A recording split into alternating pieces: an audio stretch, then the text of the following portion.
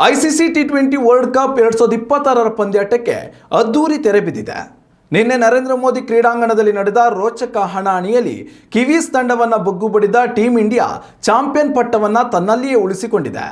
ಅಲ್ಲದೆ ಟಿ20 ಇತಿಹಾಸದಲ್ಲಿಯೇ ಇದೇ ಮೊದಲ ಬಾರಿಗೆ ನ್ಯೂಜಿಲೆಂಡ್ ತಂಡವನ್ನು ಸೋಲಿಸುವ ಮೂಲಕ ಟೀಂ ಇಂಡಿಯಾ ಆಟಗಾರರು ಹೊಸ ದಾಖಲೆಯನ್ನೇ ಬರೆದಿದ್ದಾರೆ.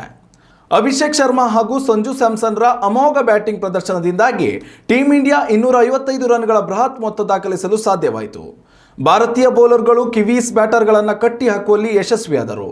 ಸಂಪೂರ್ಣ ಟೂರ್ನಿಯಲ್ಲಿ ಕಳಪೆ ಪ್ರದರ್ಶನ ತೋರಿದ್ದ ಅಭಿಷೇಕ್ ಶರ್ಮಾ ಫೈನಲ್ ಪಂದ್ಯಾಟದಲ್ಲಿ ಅಬ್ಬರಿಸಿದ್ದು ವಿಶೇಷವಾಗಿತ್ತು. ಭಾರತೀಯ ಬೌಲರ್ಗಳ ಪರಾಕ್ರಮಕ್ಕೆ ಮೊಂಡಿಯೂರಿದ ನ್ಯೂಜಿಲೆಂಡ್ ತಂಡ ಕೇವಲ 159 ರನ್ ಗಳಿಸಲು ಮಾತ್ರ ಶಕ್ತವಾಯಿತು.